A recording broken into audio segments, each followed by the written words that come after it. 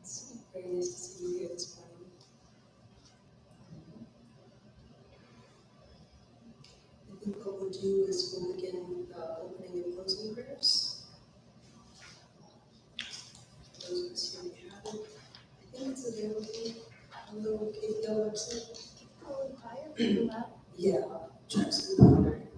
Okay, so we're just going to begin with the opening and closing prayers, or just the opening ones right now. Hopefully those of you viewing have a copy. If not, even listening is good.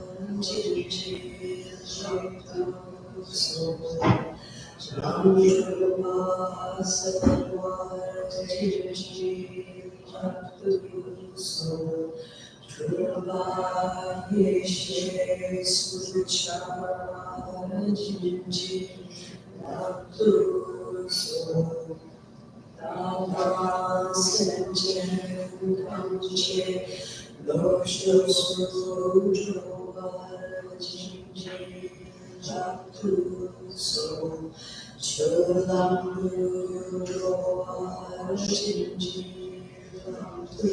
so Namrupa Sarva Jinji so Rupa Yeshe Sujawa Jinji so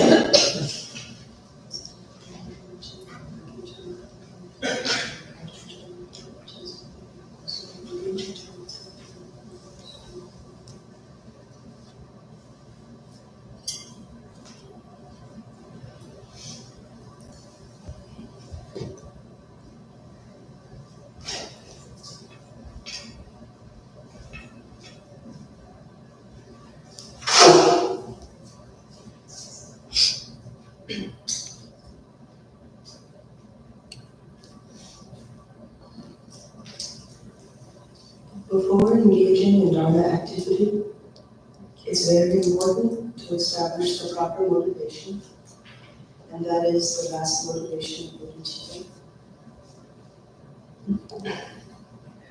So please think, all sentient beings, without exception, have been my kind parents. These parents long for happiness, but do not know how to engage in the causes of happiness.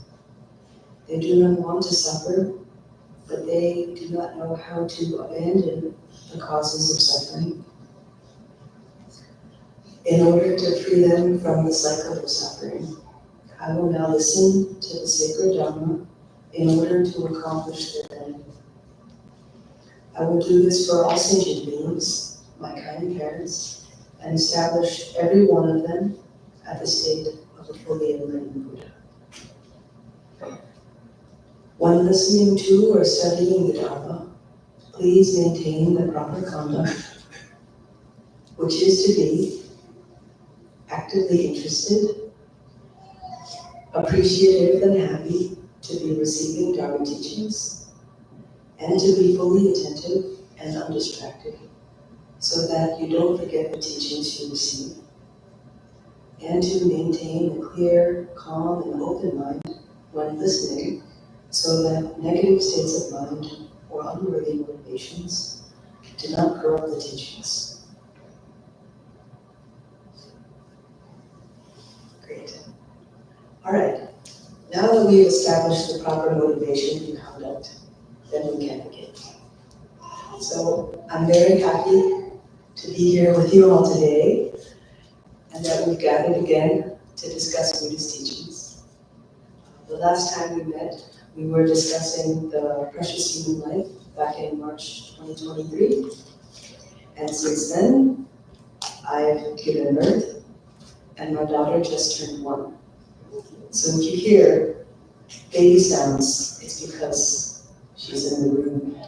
I hope she'll be all right. If not, we'll have to run her out.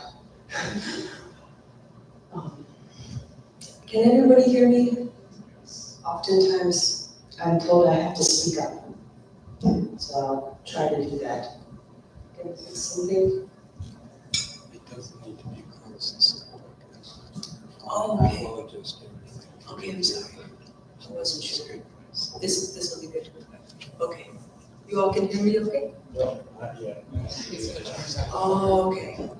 He's gonna adjust something, but he says I don't need to bring it any closer. Okay, all right. Okay.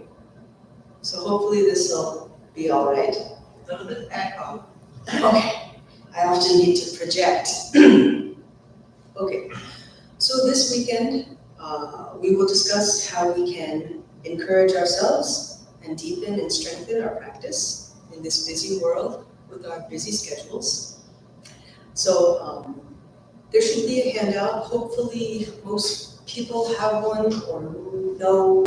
Okay, some people don't have one, but it is, if anybody has a device like an iPhone or an iPad or something, it is there linked in the event page on KPL's website. There's a link there, and you can view it on an iPhone if you want to. Maybe during lunch I'll try to run off some more copies. I wasn't sure how many to make. What to do? Maybe. The front page is the outline, so I can make a copy of the front page for now, Okay, and then bring them in. that would be great. Yeah. Okay, we'll try to make some more copies of that, of the outline. And if people want to share, that's also a possibility. Okay. So, for those this applies to, if you take a look at this week's handout, and we'll be making some more copies, you'll see the outline. And this will be our roadmap, so to speak. And then below that is a further breakdown of each part. And I'll be sharing the advice of experienced teachers wherever it's helpful. And we'll also try to work in some discussion questions so that we can also hear from each other and learn from each other. So I can maybe speak out what the outline has listed there. The first topic is setting the right intention, and we'll be speaking about that this morning. Then the second topic is cultivating good habits. The third is relying on inspiring examples. And then the fourth is overcoming obstacles. And those have a further breakdown, but we'll see that as it goes. Raise your hand, don't follow.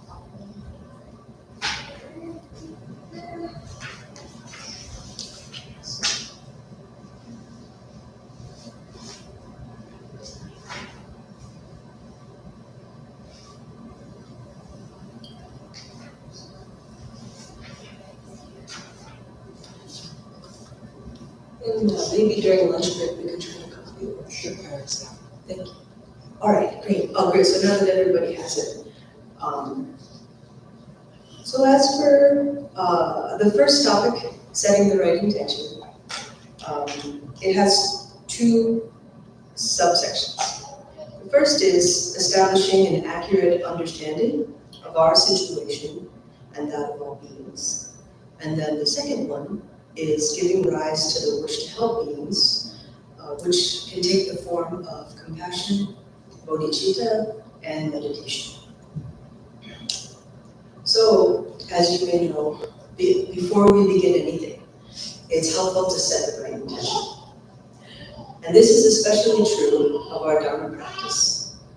Simply put, our intention should be a compassionate one, the wish to help ourselves and to help others. And what are we trying to help everyone do? It is to be free of suffering and the causes of suffering. And why exactly should we be trying to do that? And how should we be trying to cultivate compassion? Those, I think, are some crucial questions. And so, to clarify these questions, in the Heart Advice of the Karmapa, this book, by His Holiness the 17th Karmapa Urgentini Dorje, he explains the following. Right, I won't move that. All sentient beings, including oneself and others, want to be happy and free of suffering. This basic desire is the same for everyone. Nevertheless, most of the sentient beings we see at present experience only suffering. They cannot obtain happiness.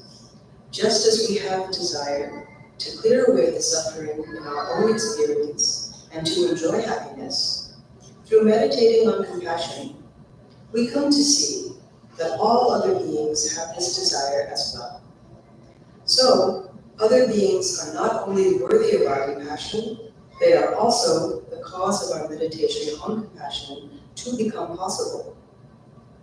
According to the Mahayana teachings, all sentient beings are our parents of the past, present, and future. This means that all sentient beings, some have been our parents in the past, some are our current parents, and some will be our parents in the future. There are no beings who are not, in the end, our parents. And for this reason, all sentient beings have a connection of affection toward us. They have a connection of kindness towards us.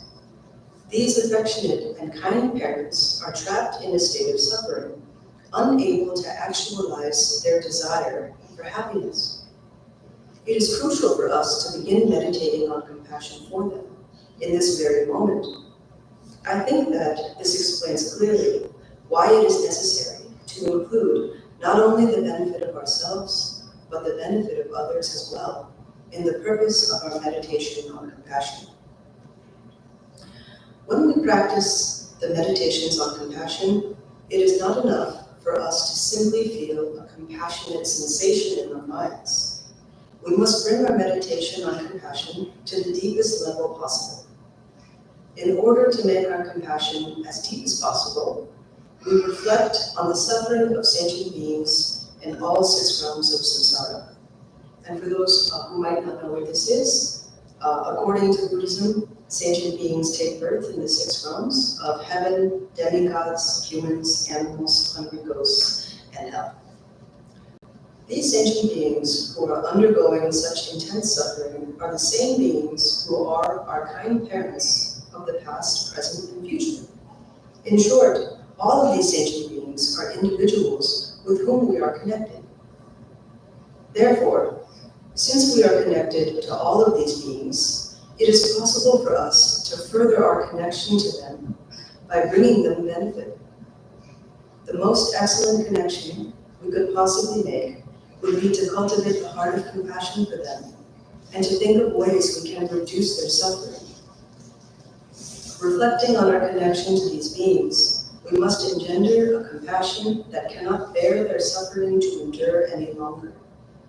This great, unbearable compassion is extremely important. Without it, we might be able to feel a compassionate sensation in our minds from time to time, but this sensation will not bring forth the full power of compassion. It cannot form the basis of a comprehensive practice. On the other hand, once unbearable compassion takes birth in our hearts, we will immediately be compelled to altruistic action. We will automatically start thinking about how we can free sentient beings from suffering. Therefore, the way to develop altruism is through meditating on compassion. When our compassion becomes genuine and deep, our actions for the benefit of others will be effortless and free from doubt. That is why it is so crucial for us to deepen our practice of compassion until our compassion becomes unbearable. So, that is the ideal, for our compassion to become so strong that it's unbearable. However, if we are being honest with ourselves, for many of us, we have not developed our compassion to that extent. We often forget to be compassionate, and at worst, even wish ill upon others when they bother us. Of course, that's not good, but it may be the reality. For example, we may begin our day with the intention to be kind and patient with everyone, but maybe we're running late for work and we're stuck behind a car that's not moving when the light turns green. And suddenly, we've lost all our patience and we're honking and shouting at that person. Our motivation for doing that is not because we're concerned about that person and if they're okay or not. It's because we're concerned about getting ourselves to work on time. Thus, we have clearly prioritized our wants over those of another person, and our strong wants have even made us impatient, angry, and aggressive. This shows that our compassion is not very strong and is swiftly overpowered by our kleshas or our afflictive emotions. So here's a question. Has anyone ever set a positive intention for the day, but by the end of the day, they found that they weren't able to maintain it? Can I see a show of hands? Does anyone want to share an experience of it? Sure. Every day I say to myself, I'm going to practice Tibetan tonight. And I get home from work and say, I am going to watch a movie tonight. Sometimes I fulfill that intention, but a lot of times I get home and say, no, I'm not doing it. I'm too tired. Mm-hmm. Yeah, tiredness and fatigue can really make it hard for us to carry out our wishes. I'll echo that. It's, my day gets so busy and I say, okay, so I'm gonna wake up, I'm gonna, do my practice and then I'm gonna do this and then I'll do my evening. But by the time that things are getting thrown at me, I'm so off track that I'm like, oh my God, I'm so tired. Yeah. Like that's a real problem. Mm-hmm. Right, for sure. The busy schedules, not having, feeling like we don't have enough energy. Yeah, good examples. So yes, it's clearly easier said than done to try to carry out our positive intentions for the day. However, I would say that even setting the intention for the day makes it at least more possible or more likely than not. So, oftentimes, the thing that gets in the way of our being able to feel compassionate towards all sentient beings is our ego. Like in the example that I gave about rushing to work late. And we can understand the ego as our sense of self that cherishes itself above others. One way to think about the ego and the afflictive emotions, such as anger, jealousy, greed, and arrogance, is to imagine the ego as a boss who dispatches the afflictive emotions to support its campaign of self-aggrandizement. It doesn't like anything or anyone that threatens its superiority and wishes to dominate others forever. Of course, it's impossible to maintain such a position, but the ego is not rational or reasonable, and that is why it needs to be tamed. Naturally, the more we can diminish the power of our ego and the influence it has upon us, the more we can open up to truly caring about others in their own right, which is different from caring about others only in relation to how they can serve us. In truth, the Buddhist journey begins with identifying our captor who keeps us imprisoned in samsara, who is none other than our self-cherishing ego. The only way out is to reveal this con artist for what it is, a fear and confusion inspiring misapprehension. Having become suspicious of this so-called self and no longer wanting to take orders from it, we seek another guide. And for us, that is the Buddha, his teachings, the Dharma, and his followers, the Sangha. This weekend, there will be a particular focus on compassion and bodhicitta because they should really be the basis of our practice. If we can remember nothing else about the Buddha's teachings, we should remember that the Buddha taught beings how to be kind. Sometimes people get overwhelmed with the amount of Buddhist literature that exists, much of which relates to philosophy and meditation instruction. I think it's important to remember that Buddhist philosophical study and meditation are methods to tame the mind and re-educate ourselves so as to undo the unhelpful mental habits and to establish a proper understanding. Both these methods help us to see things more clearly, like the effects of our afflictive emotions on our minds and in our lives. And they are useful if they strengthen our compassion. But if the result of our engagement in meditation and philosophy is the feeling of greater distance, apathy, and judgmentalism, then that is a sign that we have not been engaging with them properly.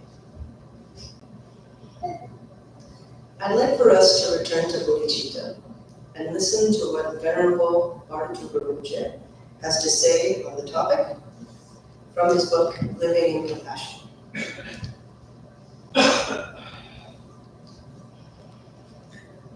Through the clarity and gentleness that arises from taming our own minds, we recognize that all beings are suffering and they only want happiness, and that they, like us, have the capacity for liberation.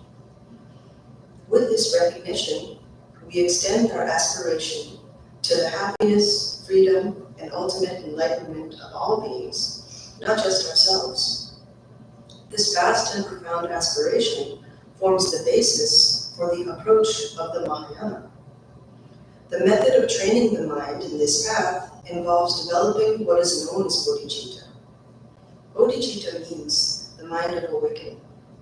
Bodhicitta is something that leads to vast amounts of positive karmic accumulation.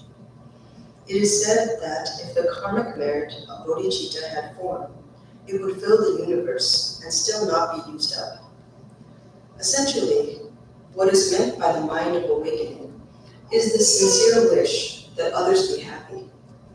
It is said that the foolish, through attempting to accomplish their own aims, wander in samsara, whereas the wise, in being concerned with the aims of others, attain Buddhahood. Although the term, the foolish, sounds quite negative, it really means all of us in the sense that we simply do not understand the truth. We operate under a misconception. The misconception we operate under is the idea that we can attain some stable state of happiness by attempting to secure our own wealth, reputation, pleasures, and so on. In fact, by attempting to please only ourselves, we cause ourselves endless trouble. We circle round and round in cyclic existence or samsara. In fact, this has been going on since beginningless time. Giving up this selfish approach and becoming concerned with benefiting others is the practice of bodhicitta.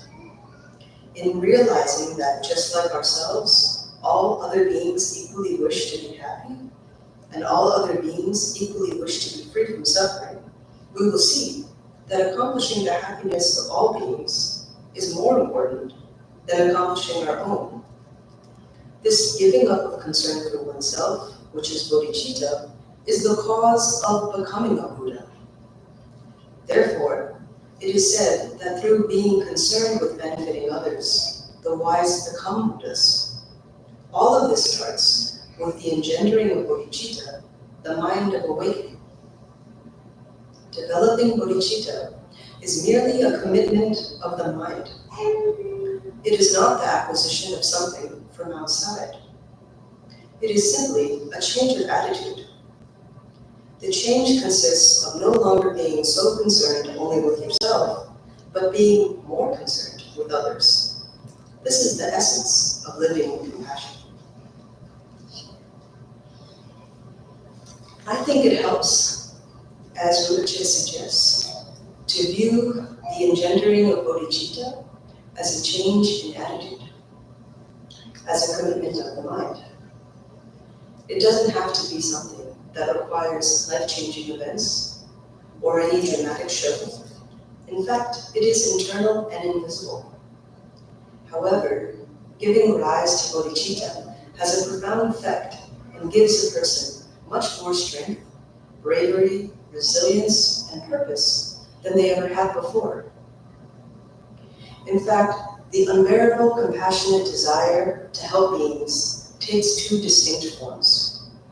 His Holiness the Karmapa identifies both outwardly focused compassion and inwardly focused compassion, which he explains in this pithy book, Compassion Now. I'm not sure if any of you have seen this, but I stumbled upon it, and it's very clarifying on this point, and so I wanted to share. By outwardly focused compassion, I mean the observation of others' suffering and the resultant seeking of a remedy for that suffering of others, which is what we conventionally call compassion. But when this same seeking for a remedy for suffering is focused inwardly, the observation of one's own suffering and the seeking of a remedy for that, that is another type of compassion, what we call inwardly focused compassion or renunciation. Therefore, the motivations for the path of renunciation and the path of compassion really differ only by the one being inwardly focused and the other being outwardly focused. Both are fundamentally the same in that they are the wish to free a being or beings from suffering and its causes. When this wish is applied to or focused on others, we call it compassion. When it is applied to oneself, we call it renunciation. I think it's important to remember that, because sometimes it may seem like a person who is doing a lot of retreat or renunciation is not helping anyone. People may criticize that person for not actively helping others enough and not being involved in social or political movements. However, detoxing from samsara, in a sense, can help someone to cultivate greater equanimity toward all beings, and therefore become more capable of extending unbiased compassion to all beings. This idea of renunciation is one that is often misunderstood, in that sometimes people think Buddhists turn away from the world because the world is bad. It is not the world that is bad. It is the way in which we have been relating to the world that is bad, or a better word would be flawed or confused. Since we are trying to change the way we relate to the world, sometimes we have to retreat in order to reset, and to renounce in order to regain. Venerable Yonggi Mingyur Rinpoche shares a great story about this in his book, Turning Confusion into Clarity. Maybe some of you have seen it. It's quite popular, and it's a wonderful guide on the wonder practice. So, in it, he shares important interaction we had. Here we go. So, he says, we often hear that the Buddha's teachings are about letting go of our attachments and fixations. But what does that really mean? It's easy to assume that it means I cannot have any wealth or fame, or a nice house, or a good job. I must give up family, friends, even children. This is a misunderstanding.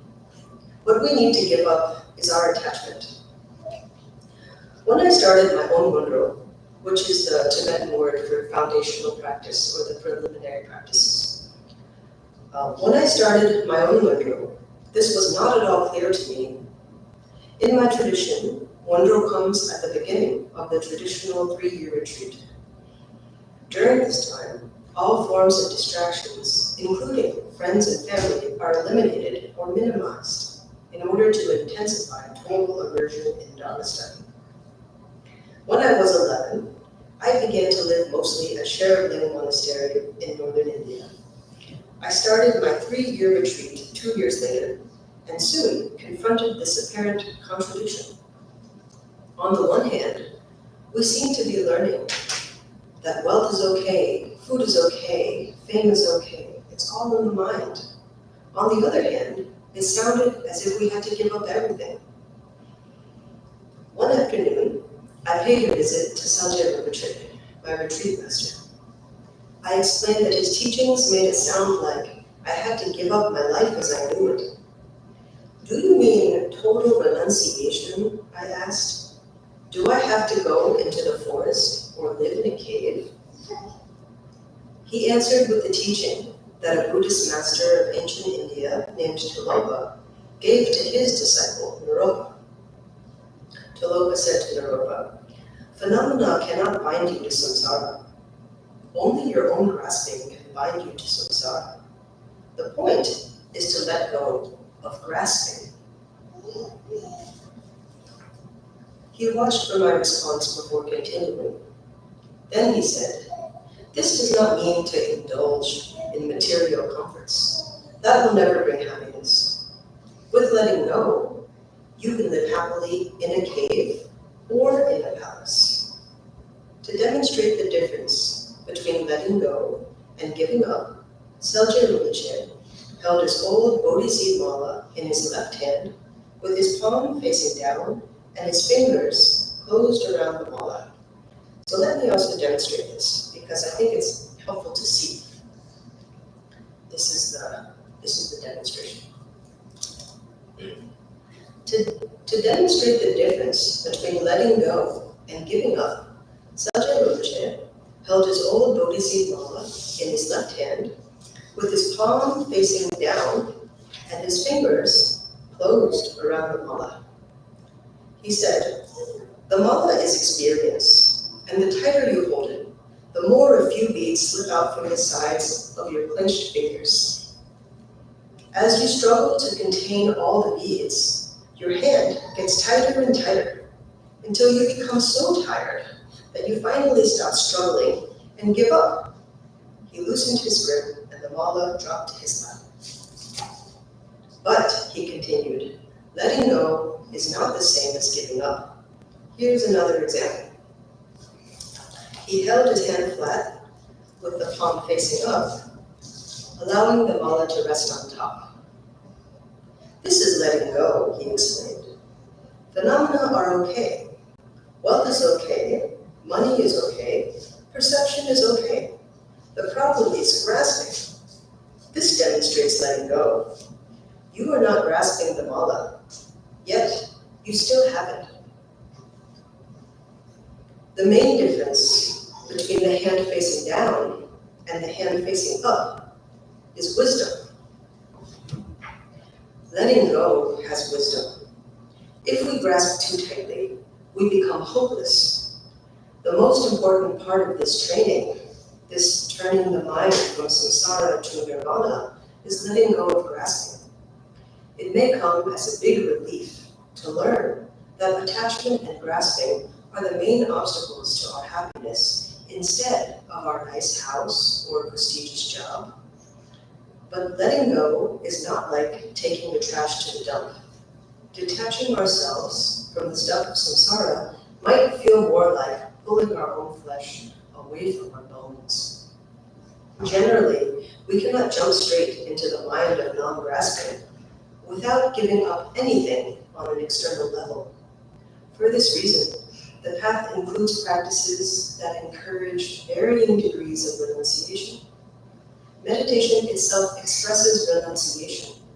However chaotic or grasping or consumed with desire our mind may be, we have still stepped away from the pressures of conventional activity to try to work with our mental confusion. That's a big step. Learning how to turn our mind away from the habits of confusion, as we do in Mundro, in order to access the true sources of liberation within us, is another big step. Both Selje Rinpoche and my father, who was Chuku Rinpoche, used to say over and over, "We already have everything we need for our journey. Why did they keep repeating this? Because even though we understand the words, we don't really believe them.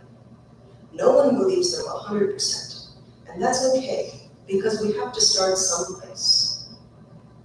Uncovering what we already have may sound easy, yet it's not. Attachment to samsara runs really deep, so deep that no external force can break it. The break must come from within. And that begins with letting go of all of the projections, constructions, and conventional ideas about ourselves and learning how to recognize who we really are. To do that, meditation is our most effective tool. So, here we have Meteor Chen clarifying what meditation is for. It is for training in non-grasping. Meditation helps us to let go of attachment. Attachment to external things and internal mental habits. Doing this can help us to become healthier, stronger, and more compassionate people. It helps us to loosen our attachment to the self and self-cherishing, and all the habits associated with self-cherishing.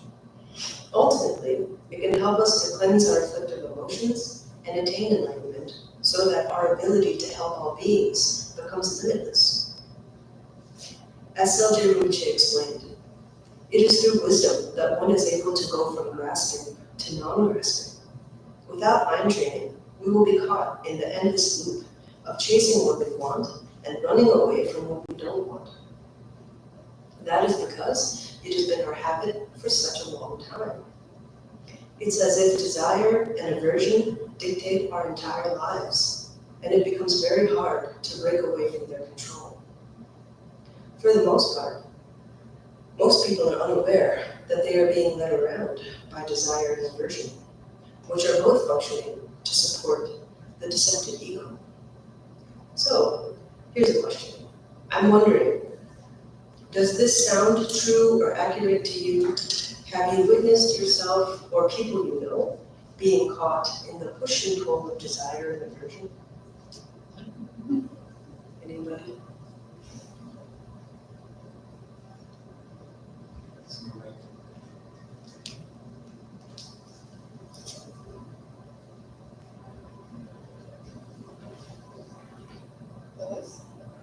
Okay. Did you ask about desire? Yeah, kind of like the dual influence of desire and aversion, and how we kind of vacillate between the two in our lives. I think it's in this crazy world, I think it's really hard not to be attracted to desire that you don't need. For instance, on the television you might be watching, there's an advertisement for soap that supposedly smells fabulous, but in fact, if you really study, like I'm an aromatherapist, so actually the soap is poison, to me. But you still desire, they make it sound so like we might imagine heaven or nirvana. So I think it takes kind of a strong mind either to not listen to what they're saying. You're bombarded by all these things that look like you might need, that you might want. And it's that ego that, at least for me, tells me I don't have enough, So I have to go out and get some more things. And I've been lucky enough to be a member of this Buddhist Center and I've been told that I needed to let go of certain things, like my artwork, for instance, or just I and I've been doing it, and it's not easy to do, but at the same time, I really feel it's appropriate, and I know that in my house, I have many things I don't really need. I've downloaded 3 or 4 times, and I still have more than I need, even though I've given oodles of stuff away. So, I don't know, I am very happy because at least I'm aware of this now. And,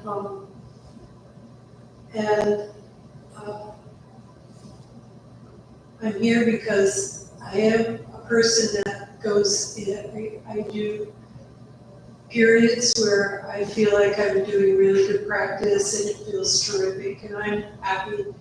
But then something comes along, I get distracted. And it's not hard to get distracted. So it's a constant kind of like diligence on looking at what's going on and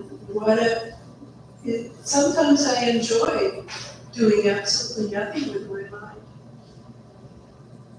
You know, and that's not necessarily saying I'm meditating, because meditating, I feel like I am doing something.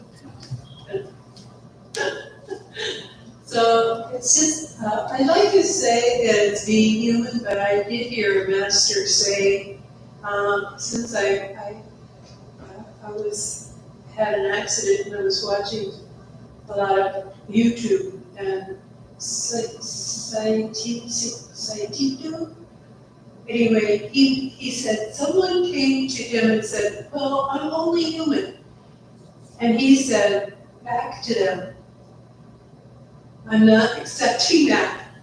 I'm not accepting that being human, being a precious human being does not mean that you could make an excuse because you're not doing something that you know that you should be doing, because being human is not an excuse. So this I'm working on. So, because I say that all the time. I say I do this or that because I'm only human. And I'm really thinking about that meditation, that wisdom that he shared. So that's what I have to share. Thank you so much. It's a crazy world we live in. I'm so happy that we have Dharma.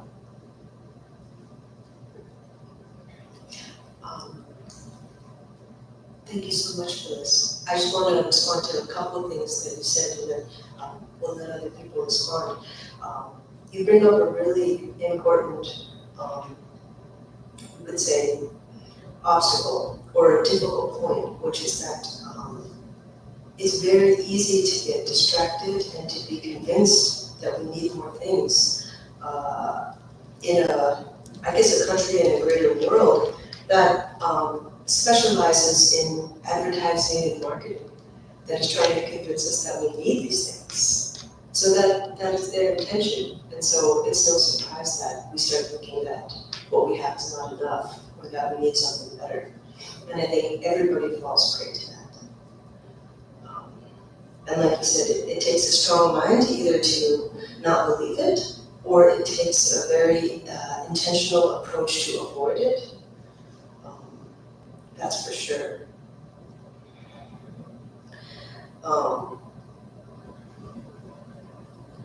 You mentioned that you have a lot of things that you don't need in your house. I think we all do.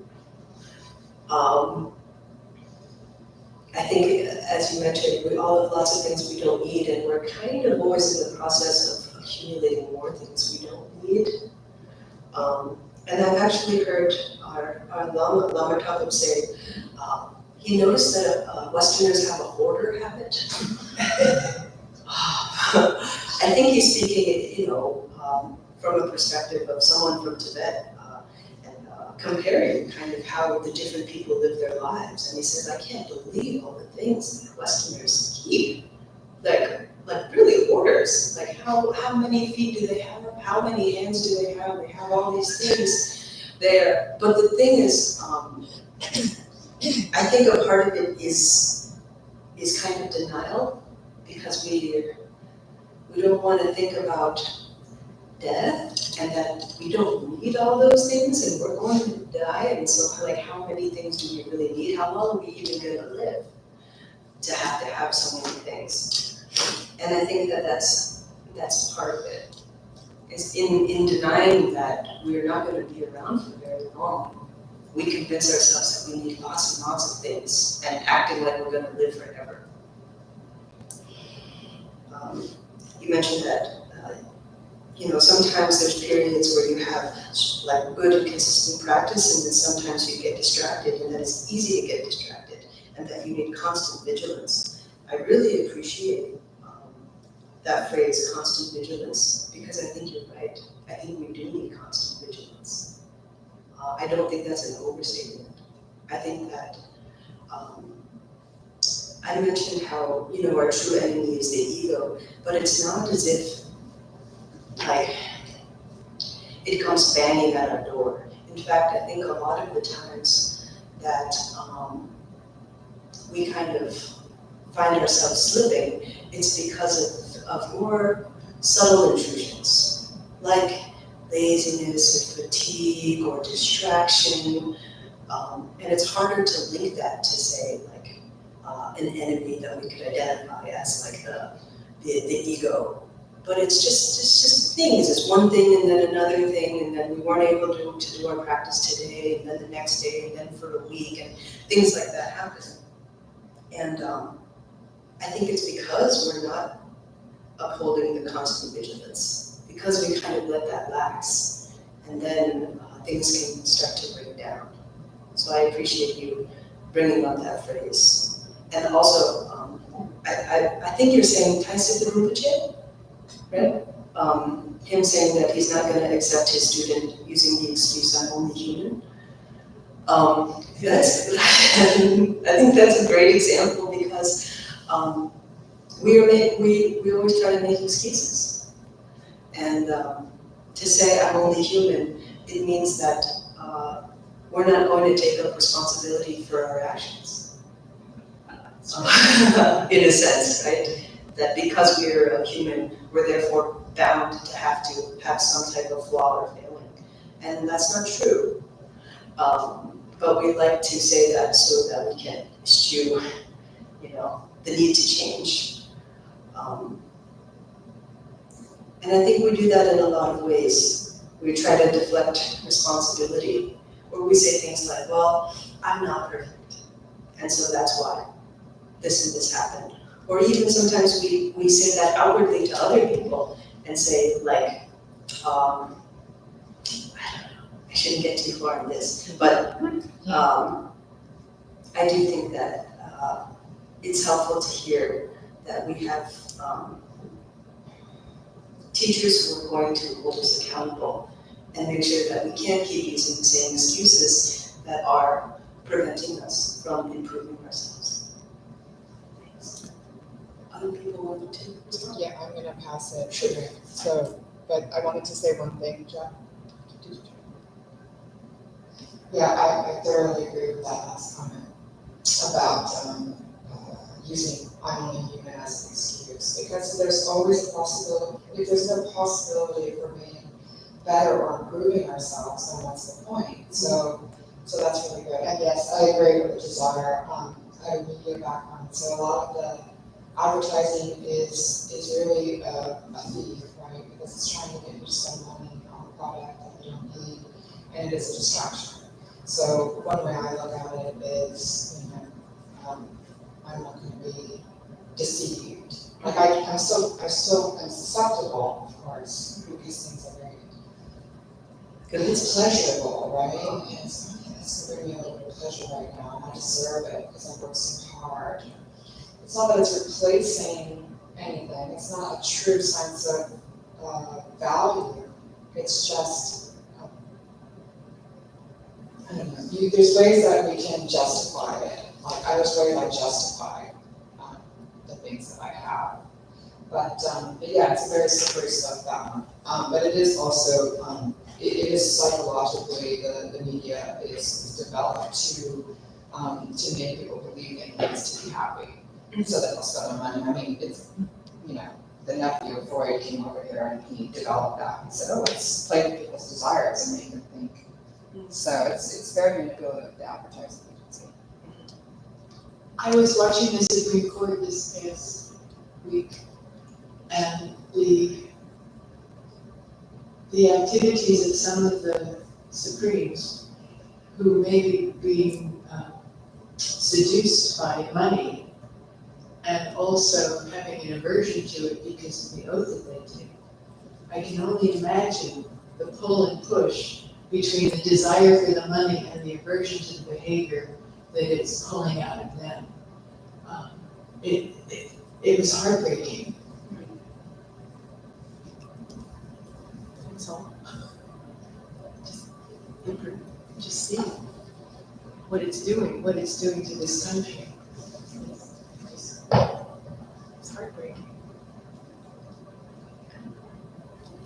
Yeah, it makes you think that maybe the Supreme Court justices should have like a little bit of mind training practice, just so that they can be have strong integrity. Right. Because it's hard, you know, when someone's offering you lots and lots of money to And not. there's no guardrails. Mhm. Nobody's standing up and saying, hey, you shouldn't be doing it. I mean, that everybody's. And if everybody's doing it, then there becomes a culture Right. of. Yeah. Or a cult.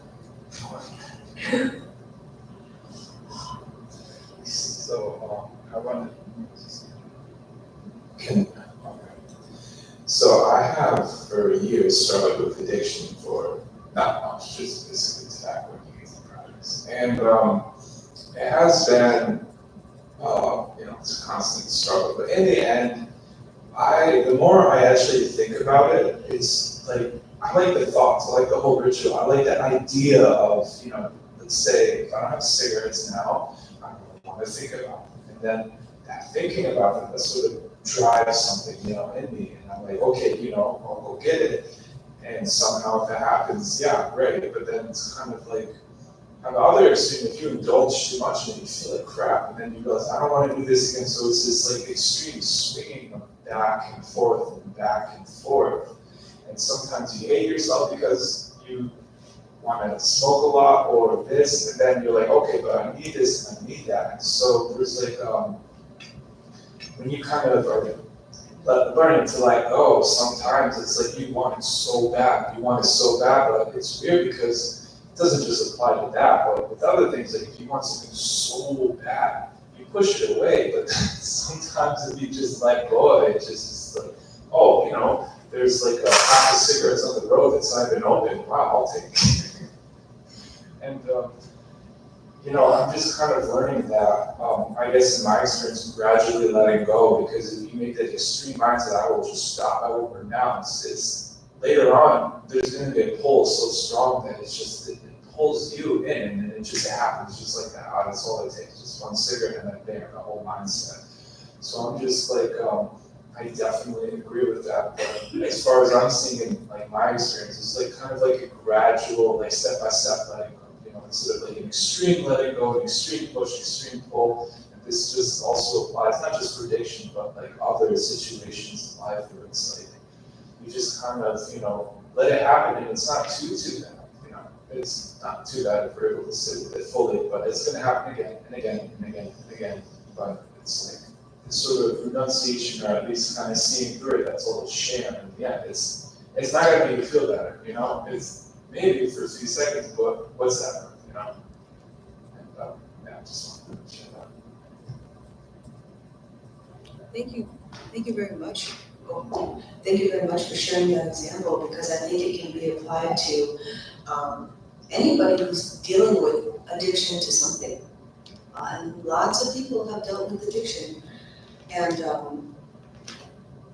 in terms of cigarettes, I mean, there's, since it's, legal and being sold and there's marketing and all of that, it is, like as Andrea mentioned, a product that people are convincing you that you need or that would be good for you. When nobody's born smoking cigarettes, you don't need cigarettes, right? But, of course there's profit if they can get people addicted to cigarettes and they'll buy them forever. Yeah, what does one do when they find themselves addicted to cigarettes and then they want to stop and they're just in the push and pull, trying to quit, starting again, trying to quit. But as you mentioned, that feeling of like, I don't want to smoke cigarettes anymore and I'm going to like get them out of my life. This sounds a little bit like aversion. So trying to run away from cigarettes. But as you mentioned, with that strong push against it, it sometimes circles back and then you become attracted to it again. So it's like that. I think what Minnie Rinpoche was trying to explain was that the non-grasping means you don't care. Cigarettes, no cigarettes, I don't care about cigarettes. Which is different from, I'm never gonna touch a cigarette again, And I'm sure that that's hard when you're already in a situation where you are addicted to something and you feel that it's harming your life and you want to actively get it out. So I think it takes time and it's a progression of being able to let go of that substance and no longer thinking about it. Because thinking that you don't want it in your life anymore still means you're thinking about it. Maybe you're thinking about it a lot. So I think that may be the difference.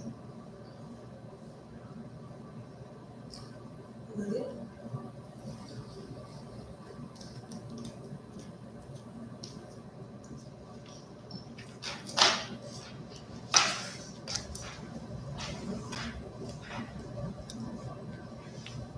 Thank you very much for teaching. I really appreciate it because this is a little bit easier for me to digest rather than for my teachings and everything. So I appreciate that style and dialoguing. And hands up, hand out. I want to comment about your last sentence where you said the teachers making us accountable for applying. And from my experience, actually, I want to say that the time that I was facilitating meditation group, that was through KTV back then, started to initiated by the Sikh Rinpoche. And the people who were coming were just living among in a very vibrant community. And we were doing wiki study. We did 3 times mind training, all over, all together over the years, along other stuff. So we were just sort of memorizing and practicing and meeting each other in the local farm store where everybody meets and just like talking slogans and things like that. But so that's something that is missing for me, like that walking, talking, interacting with Sangha. And I know this is a little bit yogi, different type of maybe path, but even this teaching is very nice, and I have everybody's going to lunch afterwards, so that's also fun. Then I just want to say about the nicotine with addictions. I think there needs to be some practicality applied because I was just reading about the tobacco cartels, and until like early, last century, the tobacco was not addictive because they just, I don't know how many years ago, they did something, it starts on the P, proteins and proteins or something. That's something. They add something and then that just makes them, so it's like you're saying, I think, but the thinking is the cortex, upper cortex activity, but then there is a chemical addiction that could be dealt with I just thought about this, and then the article was talking about the original tobacco leaf that American Indian are growing do not have that quality. So, just some practicality. And the last, the most, I have not heard about the example of mala and grasping, because part of our daily prayers, right, that we will be avoiding the attachment and aversion and be in a state of equanimity. And who doesn't want to be in that state, right? That rather than just be totally, grasped by emotions, but then how to do it practically. So that was really great with this example. But I just want to say that I'm parallel to Buddhism. I'm studying, Buddhism is a practice, but also the somatic research field is a practice. It's a very advanced practice, sort of a cutting edge embodiment of the body. And I've been just introduced to the new material where it talks about how do I do it on a practical level. Like nicotine, it's easy, so it's not the upper cortex level, but there are other hormones and part of the, endocrinology system or other that are really making us do it. So how do I find in the body something that will make me feel in equanimity? So from the somatic research field, what you just shared about the mala, there is a practice where we literally hold a stone, in a way that doesn't have like our back, and then we hold a stone, and then we put the stone away. So the stone symbolizes, let's say, some hardships and, all that could be our grasping stuff, which makes our mind, of course, whatever. And then putting the stone away, symbolizing that we still have the consciousness and aware of whatever we have to deal with, but we don't have the weight. So, and I don't know if that can be applicable. So that I still have to deal with, the happiness and being worried that I'm going to lose the happiness or the aversion to the enemy or whatever, But then I'm not being, what you said about not being, not grasping, I translate this as like it's all play, but I'm not having that weight. But I still have that consciousness. And I'm not aloof, right? And I'm not blasé, because that's sort of very but that's the words according to the Lama, right? I don't care. So that's, thank you. Thank you. Yeah, that sounds like a really effective exercise, the rock exercise, one that can help you to remember what that lesson is that they're trying to teach you. Yeah. Okay. So thank you for sharing your responses to that question. There's just one more thing I'd like to share, and then I think we'll break for the afternoon. So, since we've now discussed the importance of compassion and wisdom, I'd like for us to listen to the very venerable Kenshin Tongorobuchi's explanation of bodhicitta from his commentary on the ninth Karmapa's pointing out the Dharmakaya. That's this book. I know this morning is very bodhicitta heavy, but I think it's important. Whether one is practicing Dharma, meditation, or listening to the Dhamma, it is important that one's motivation for doing so be unlimited. If one's concern for one's own benefit alone, the results will not be complete or perfect because the motivation is insufficient. In order to study and practice properly, you need to have as your motivation the thought that in order to be able to liberate all beings, you will attain Buddhahood. And in order to attain Buddhahood, you will practice the path of meditation. All beings, means all beings without exception who fill space. If, with that motivation of bodhicitta, you meditate or listen to the Dhamma, then great benefit will ensue. On the other hand, if you practice or study without the altruistic motivation of bodhicitta, then, because of the limited quality or pettiness of your motivation, the practice will not function properly. Therefore, when you set about practicing or studying any aspect of the Vajrayana, it is necessary that your motivation be bodhicitta. While we generally think of bodhicitta as being an attitude of love or compassion, in fact, to be authentic bodhicitta, it must have two aspects or characteristics. The first is the aspect of compassion, which is altruism. This altruism, which is being concerned for the benefit of others, must be unlimited in that it must be directed to all beings equally. After that, one has had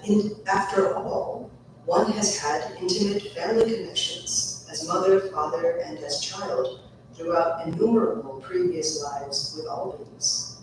The basic attitude of the compassion aspect of bodhicitta is that, recognizing that all beings wish to be free from the suffering of samsara, but do not know how to free themselves from these sufferings, one must oneself protect and free them.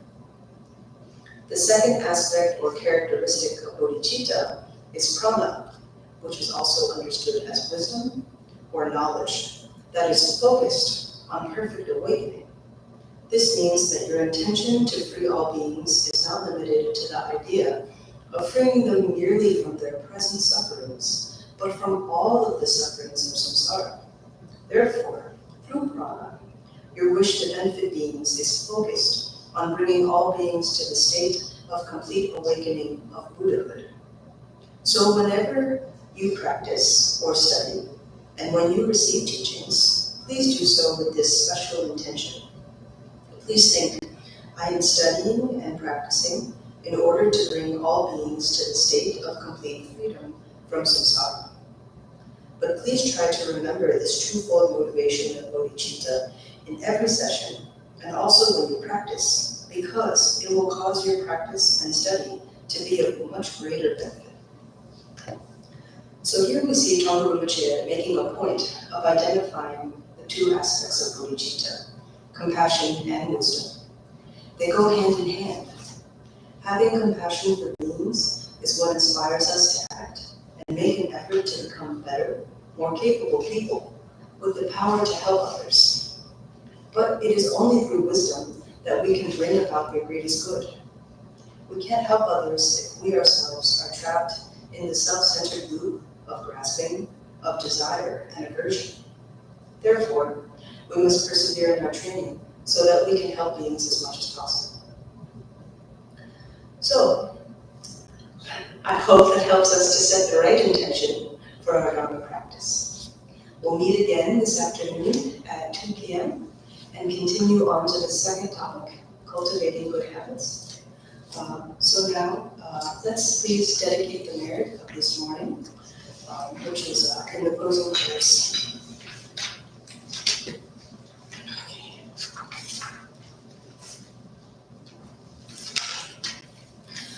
Sonam di tamche sirvani, tome nere tanam bamche, Teganachi vala drupali, sipe sole doa doa shu. Kevali evo, sonam yeshe totote, sonam yeshe rejumwe, Ramba Kuti Kolasho, Janju Sembi Rinpoche, Ake Manam Keyoche, Evanam Pamevatam, Wame Gondu Belwashu. Sentem Panche Vedam Yuji Yenro Panche Kaklu Tombasho Janchu Zemba Ganga Sashupa Eva Kunji Mona Utupashu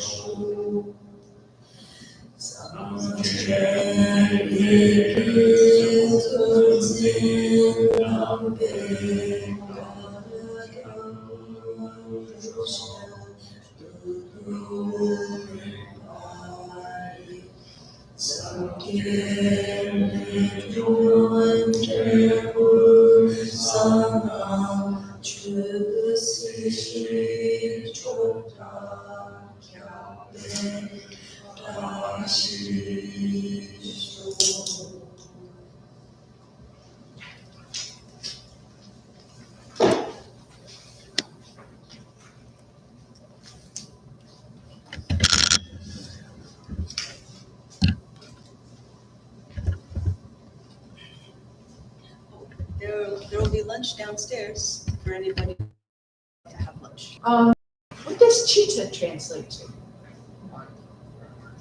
Mind? Or heart? Thank you. Thank you. Yeah.